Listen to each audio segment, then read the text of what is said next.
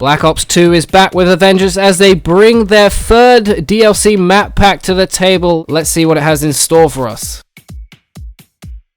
Rush is a very chaotically structured map with lots of cover that creates very intense gameplay and rewards those that can craft their attacks smartly.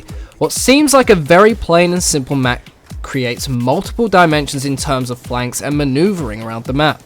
Rush plays out phenomenally for all game modes, particularly the objective game modes like Domination and Hardpoint.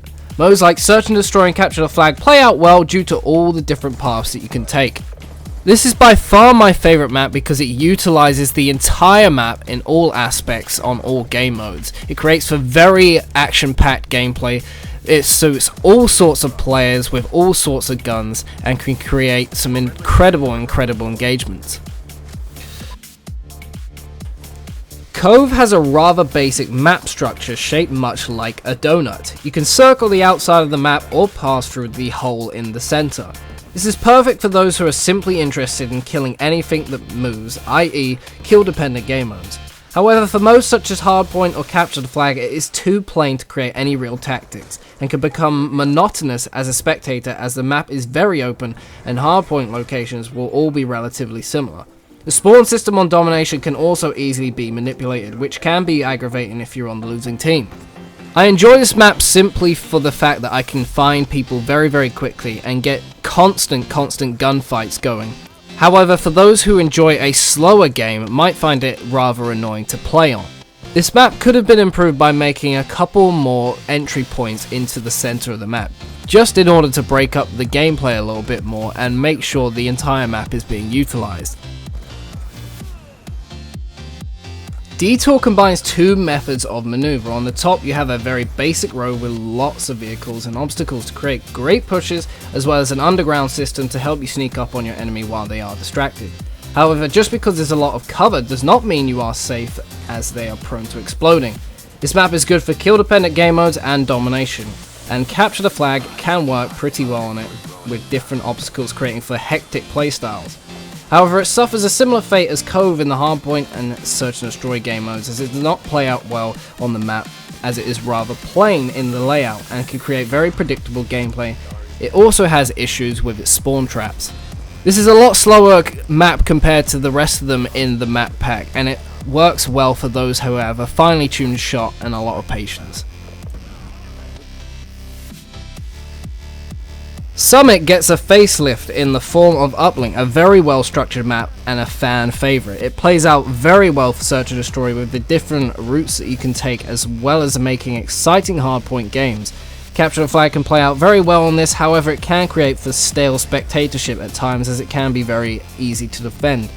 Domination has some fantastic high octane action, but can become very easy to shut a team out, especially with very predictable spawns that are the same as Black Ops 1.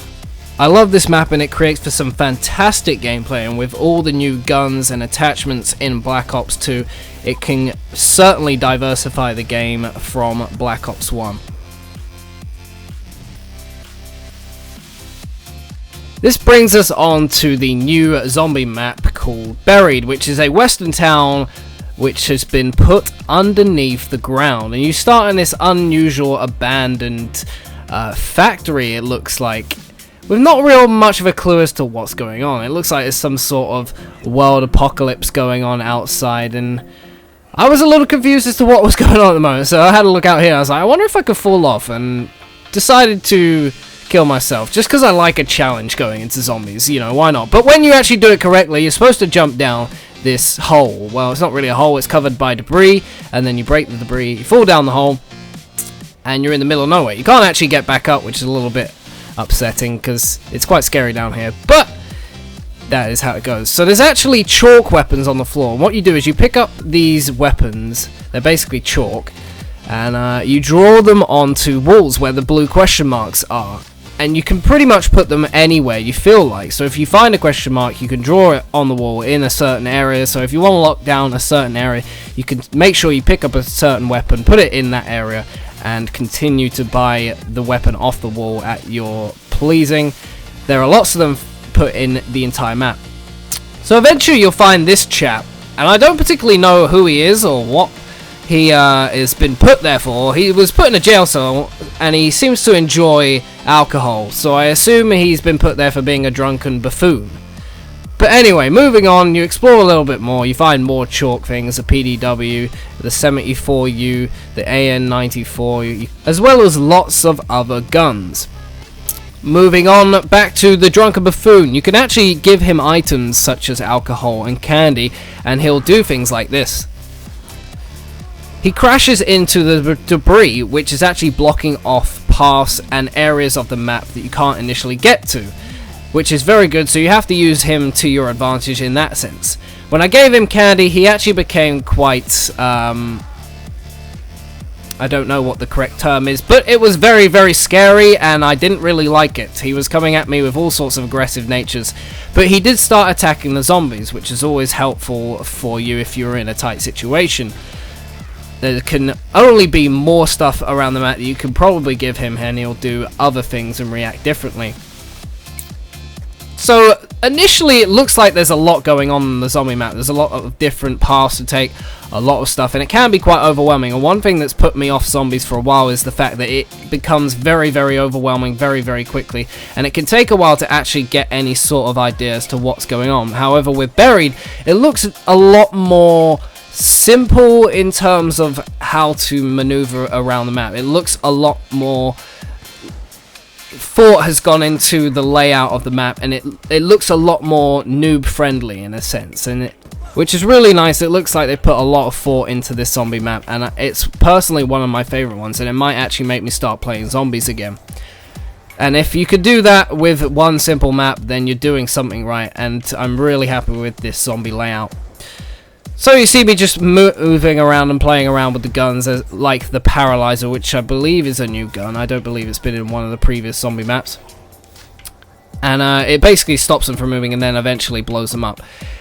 And it looks like there's a lot of different things to do. There are parts to pick up around the map. I think there's a roulette wheel hidden somewhere, and there's these orbs that you can light up, which I'm sure are part of some sort of Easter egg, which I will allow you guys to go and sort out. And here I actually get very unlucky and end up dying, and there's some guys waiting for me, but that's that.